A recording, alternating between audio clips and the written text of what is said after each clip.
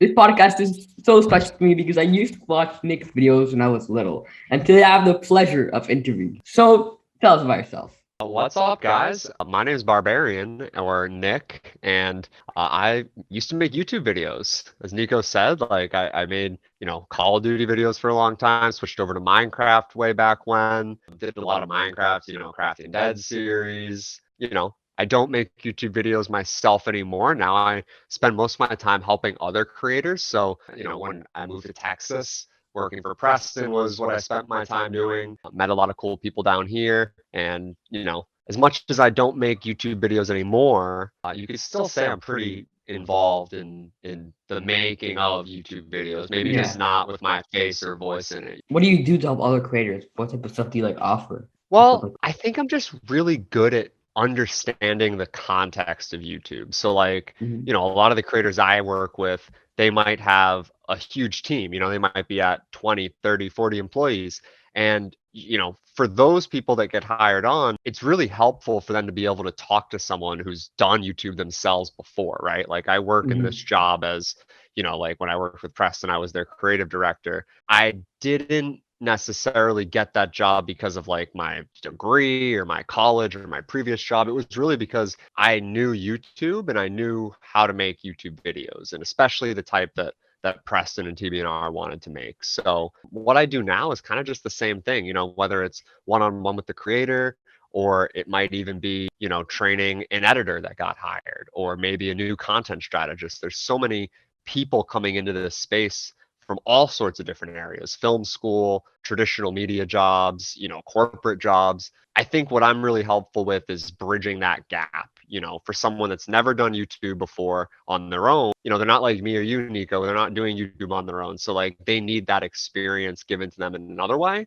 And that's sort of, I guess, what I do. It's a lot of the same stuff I did as a YouTuber, funny enough, just across different channels and different people. Right now, like my nicocun channel, my nicocast channel are me. I do everything myself. But I have like I edit videos for people, so I like hire people out to do them. For my last one, which my most recent client was Mischief, a company, and I decided to do that one myself. But yeah, normally I like outsourcing so I can like keep on focusing on my podcast and everything. That's awesome. You're just a hustler, man. You've got a lot of stokes in the fire, as they say. Yeah. So you started making Minecraft videos in 2013, which is 8 years ago. How has like what have you seen that you like what ways have you seen that YouTube has changed? Well, okay, I have a really good example for you, right? When I started making Minecraft videos, very, very early on, right? You got to remember this was a different time in YouTube. Let's plays were a big thing. So, what better game to do a let's play on than a game that has no end? At that point, there wasn't even the end dragon. But even if you get to the end, Yeah. you can still play the world. So a lot of people were doing, myself included, were doing continuous let's play series where every video is sort of a different day in the Minecraft world, and you go through like that. If you look at today's YouTube, I think one of the biggest differences you can look at is like 100 days Minecraft let's Yeah. plays, as they call them. That's, 20, 30, 40 videos worth of content condensed into one video. And I think that says a lot about audience expectations are and how they've changed. Nobody's going to be watching just one day of a let's play in 30 minutes if they could watch 100 days in that same time frame. It's more satisfying, it's more enjoyable. Usually there's like really cool storylines, and honestly just people are better creators now. I mean, there's so Yeah. many Minecraft channels that have been around for 10 plus years, but there's also a lot of new ones too, right? Dream Mhm. popping up out of nowhere is like a great example where it's like, I'm not going to say I've never seen a video where people hunt each other and it's kind of like a hide and seek, or it's kind of like some sort of PvP battle dome. Like all of those types of videos might have existed, but to see someone like Dream come out 2, 3 years ago, blow it away, I think that's something you can kind of take a look at and say that's a huge difference. It wasn't really like that when I started. You got to remember everybody was doing this basically as a hobby. There really wasn't this idea that YouTube would be an actual career or something you could make money at until a few years later. I feel like when it comes to Minecraft YouTube, I've seen like almost every type of content there is. I was like, I at one point saw Stampy's Let's Plays, I saw the role plays, and right now it's like the whole 100 days things.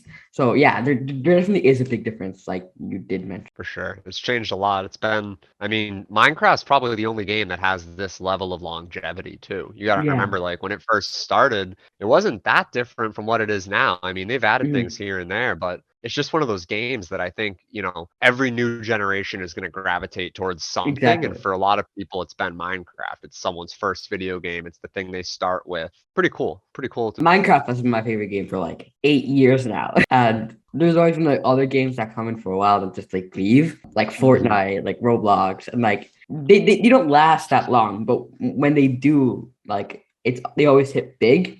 But Minecraft always like just comes back, which is so Minecraft's tried and true. It's not going yeah. anywhere. So when you start YouTube, it wasn't like normal doing it full time. So when you did like end up doing it full time, what was it like when you told people you did it full time? Did they think you were like crazy? Yeah, so it pretty much worked out for me that I essentially didn't have to make that decision until I was like going to college. I was applying for schools, some of the schools that I wanted to get into really didn't want to let me in just because I didn't have the grades for it. So it was like kind of a decision for me whether I want to go to this other school that maybe isn't my favorite choice or my top choice, or if I want to take a year off, see what happens with this YouTube stuff. And I It's decided always pretty early the on in my senior take a year, year like I off. was going to take that gap year. I was going to move to Seattle and I was going to try and just keep working as a YouTuber with YouTubers, pretty much whatever I could do. Again, like it's really easy today to look at YouTube and say, oh, well, Logan Paul made a bunch of money fighting Logan or Floyd Mayweather. Jake Paul's got these boxing fights and a drink and all this crazy stuff. 2013, 2014, I knew the potential that YouTube was. I mean, just from my experience and talking to people that were close to me, but it wasn't very like my mom and dad did not understand what I was doing. Like my teachers did not understand like why I wasn't going to college. They knew I was doing something on the internet, but they really didn't get what or why. Mhm. So I don't know. I'm just really lucky that like, I had good people around me, but also I just didn't really mind that people, it definitely was not like, oh, that's such a great idea. You should do that. I think just about everybody tried to talk me out of it. And, I think I would have had fun at college. I think I would have gotten a degree in something other than film. Just looking at what that program is and what I would have learned. I think there's other things that might have interested me, but I don't really regret it to say the least. I mean, it's Yeah. college is one thing, but you can learn in a lot of different ways, especially on the internet, and I'm more of a fan of that education. It's always like I'm taking a gap year. I'm taking a year off that like you always hear YouTubers say. And I've heard it from my past two podcasts. And it's just so funny. Makes it easier. I'll let you. This is why it is. It just makes it easier to tell your parents. Yeah. Like I think in the back of my head, I knew it wasn't a gap year. I knew I wasn't going to go back and be a freshman at 19. I just realized, oh, I'm just not going to have this big argument over not going to college. I can kind of push it off down the line. And so I'm not surprised it's something you've heard before. Yeah. And back to like the teacher thing. Most of my teachers know about my channel because like when I first came to the current school I am, just in like fourth grade, I would tell everybody to like I have a YouTube channel or something like that, which wasn't a bad thing. And yeah, so I told everyone and like teachers knew and everything. And sometimes would watch my videos in like lunch, which was fun, but sometimes really embarrassing. And when we came to middle school, which in Mexico it's seventh grade, which is the year I'm in right now, this one teacher asked about like, what did you do this? What do you do in your free time? And I mentioned YouTube because it's a main interesting thing I do in my free time. And I mentioned my Right. podcast and everything. That teacher told all the teachers. Well, he told the principal, and because the principal really likes podcast. And then the principal told all the teachers. And it's just so funny. Randomly, the principal once just came into my classroom and asked, "Are you the kid with the podcast?" I said, "Yeah," and he left. That was so funny. That happened like a couple times. And yeah, it's just like so funny. Like when my teacher sometimes call me out my YouTube name and like my friend. Oh yeah. I love it. And they probably know a little bit more about what YouTube is today Yeah. than maybe when you were in fourth grade, right? I bet you get a Mhm. lot more people like your teacher, like he likes podcasts, or your principal, he likes Yeah. 5 years ago, maybe they weren't watching podcasts. Maybe they'd be a Mhm. little more confused over what it is.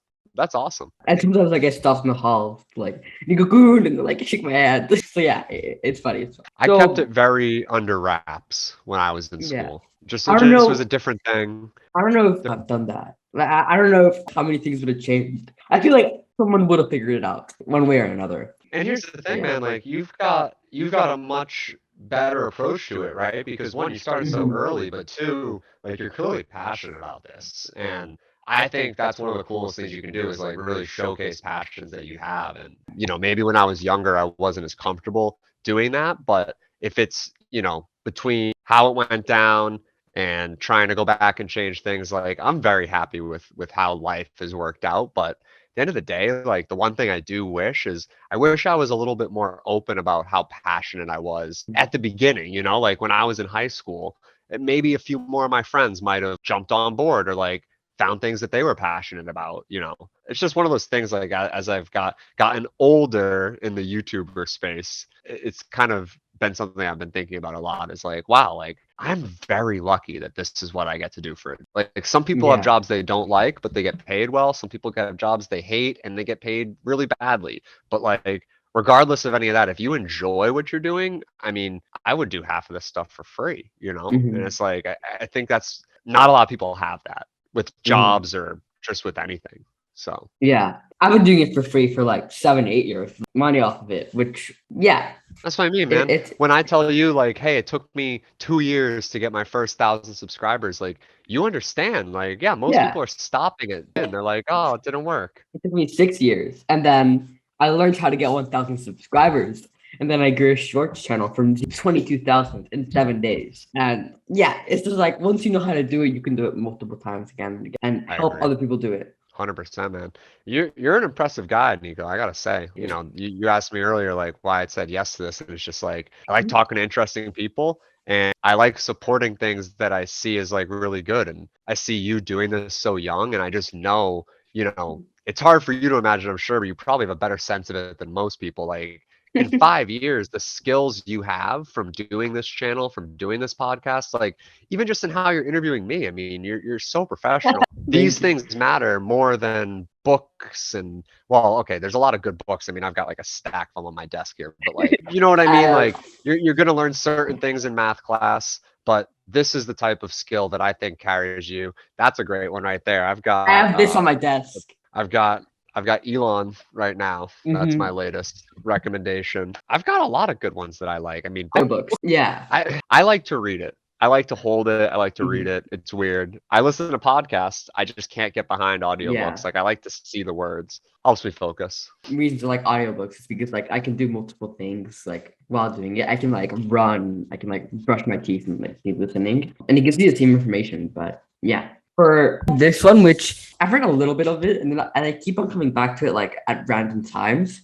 But yeah, on Audible, I have the Will Smith book, which is a really good book. I might check that out. Will Smith's an interesting character. He is. And yeah, back to like the skills, that's when you mentioned skills that you can give you in 5 years. That's helped me so much because like I feel like I'm like comfortable speaking to like crowds of people. And I feel like YouTube is one of the reasons because of that. And yeah, different person because of YouTube. So yeah, I mean it's just good. Yeah. We're lucky to be in this space. Exactly. So 3 years ago, you stopped making videos on Barbarian, your Minecraft channel. You mentioned that you did it to help other people, but why did you actually decide to do that? Like, and how hard was it to actually make the decision? It was really hard. When I first moved to Texas, I thought I might do both. I worked for a creator in Seattle for a long time and I did both. I had my channel and I worked 50, 60 hours a week there. When I came to Texas, though, I had a few things that I kind of realized. The main thing being,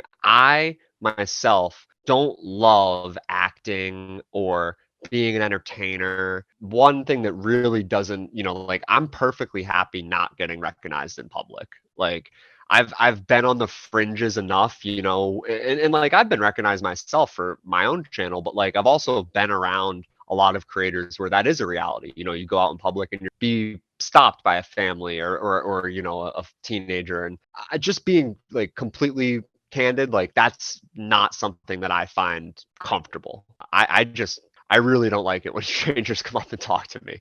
So not to say that that was even 10% of the reason I stopped, but it wasn't a bad side benefit to be like, oh, less children are coming up to me and asking me about pizza and asking me about Crafting Dead coming back, or like any series like that. The real reason when it comes down to it is like, I saw where the space was going. I really believed 5 years ago that creators were going to become those mainstream celebrities. And to me, like, I just know myself. Like, if I'm not passionate about something, I'm not going to do it. I'm not going to practice. I'm not going to get better at it. So I looked at YouTube and being a YouTuber, and I realized like one thing that I didn't enjoy, I wasn't really passionate about, was recording the videos. And here I am thinking, okay, if YouTubers are going to become these mainstream celebrities, there's probably going to be better and better entertainers coming into this space. I don't know if I want to compete with that. I don't know if I want to put in the practice, put in the reps.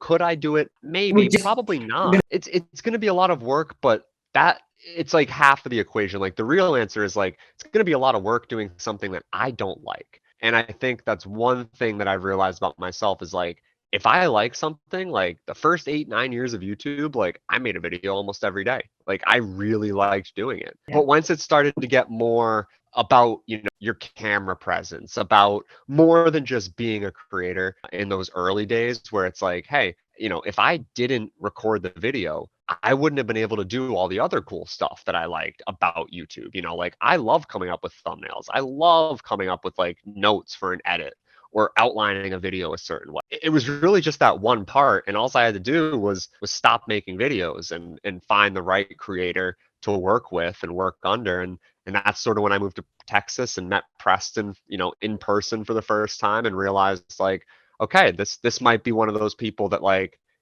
talk about great talent. Like he's amazing on camera. He's an amazing entertainer. And that's what he loves to do. So it worked really well. I stayed there for about 2 years. It was some of the best times I've had on YouTube. I learned so much. It's how to run a business. I learned more about just how creators think, seeing someone like Preston operate and do so much in his channel, but then also to have his wife's channel be so successful. It was a cool experience. And it really cemented the decision I had made, which is like, okay, I'm not leaving YouTube. I am going to leave Sgc Barberian in the past. Like I'm not going to, because up until then, I had literally never had a job. It was 11 years strong of doing that channel as my only source of income. So to kind of make that change, like definitely a challenge and definitely one of the most nerve-wracking decisions. But I'm learning to try and trust my gut a little bit more now, because it turned out to be a great decision. It really made what I do for work, what I do with my day-to-day, what my actual life looks like, a lot more enjoyable than when I was recording videos for 6 hours a day. Like that wasn't as passion driven as maybe some of the other things that I get to do. You ever like look at your channel and like, should I come back? Like, does that ever happen? Oh yeah, all the time. All the time. I'll be sitting there laying in bed one night, Saturday, I'll get a video idea and I'm like, I should make that. And part of me does think that I need to post like one last video on there as like a goodbye. I don't know. Like it's never been a strong enough desire where I'm like, you know what? This is something I have to do. I'm sure I'll make videos someday, but I think that particular channel, I just want to leave it as it is and kind of like appreciate it for the time it was. I meet people like you all the time, Nico, where it's like, it's so cool that you saw the channel back then. And like, I think about channels that I watched at the beginning and how much, like when I meet those people, I'm psyched. And like that part's always going to be really special to me, but it's more about being realistic with what I like to do, what I'm good at, and making YouTube videos like maybe someday, but no firm plans at the moment. But what was it like actually getting people to help? Like you mentioned Preston, but besides him, what was it when you moved to Texas? What the help, like the struggle of getting in contact with them, stuff like that? It was tough. Like I can give you a quick story about Preston because I think it's a pretty useful one. A lot of people always ask me, how do you get in touch with someone? How do you do this? Like I'm a big believer, and this is not something I came up with. I think I read it in a Gary Vee book, but it's like if you can provide them with more value than you're getting out of it, that's a win all day long for you Mhm. and for them. So for Preston at the time, when I didn't know Preston, he was this channel that did, I think he was doing like hundreds of thousands of views per video. I was a channel that only had maybe 20,000 views on my videos. So I couldn't necessarily go to him and be like, hey man, want to collab? Because I would get so much more out of that interaction than he would. Yeah. It just wouldn't make any sense. But what I did was, I was in a situation where I had map makers, I had voice actors, I had people that worked for my company that could hop on and be in this video with us. And I Mhm. basically made a hide and seek map for Preston, let him film it, took 20 minutes, and at the end of it, he was like, dude, I love this. Like, can I pay you? Can we film more of these tomorrow? Like, it was really just, it was that simple. This is a guy, I love Preston to death, but like I said, if I had just emailed him saying, hey man, can I get in one of your Bed Wars videos? I'm just like every other person asking. But I went to him and I said, yo, I have this awesome map. It's going to get a ton of views. And oh, I've got the people to be in the videos. They'll be on at 3:30. You just hop on and record it. Like that's really Yeah. what started our relationship. And obviously going into Texas, you're moving far away from home. It's different. But I'd already had a little experience with that. And plus, I moved to Texas, frankly, to be around these creators. Like that type of conversation in my life. When I moved back home and was not around a lot of creators, one of the things that I really didn't enjoy was, I have friends and whatnot, but they're doing different things with their lives. They Yeah. can't always relate to the same things that, like, I'm sure me and you can relate to being YouTubers. And Mhm. it's like a really big part of both like my happiness, but also just what's happened for me the last 5 to 10 years. I think being Yeah. around like-minded, driven people is a big factor. Yeah, like sometimes I have a group of friends I always go out with, and they were sending me a message like right before this podcast. Come outside. And I was like, I can't, I have a podcast. Like, I would cancel it. They're doing different things. And yeah, it definitely is cool. It happens as you grow up. People get different contexts. They realize, oh, this is, like a serious thing, and prioritization becomes easier. Yeah. So you tweeted out a while ago. Let me check when it was actually. So in September, you tweeted out that Craftee had reached 1 million subscribers and you were a part of it. What was your role in that channel? So I've been working with that team for about 15 months now. Log.zip is the team that is, and it's a really talented team. When I came on, it was very much what I described to you before, where it's like, these are people that maybe have a little bit of YouTube experience, actually a fair bit of YouTube experience on that team, but maybe just need help getting it in the right direction, figuring out where the opportunity is, what type of content to make. So it was a fun experiment, man. I got to give all the credit to the team on the ground there at Log.zip Studios, because it's the execution that matters.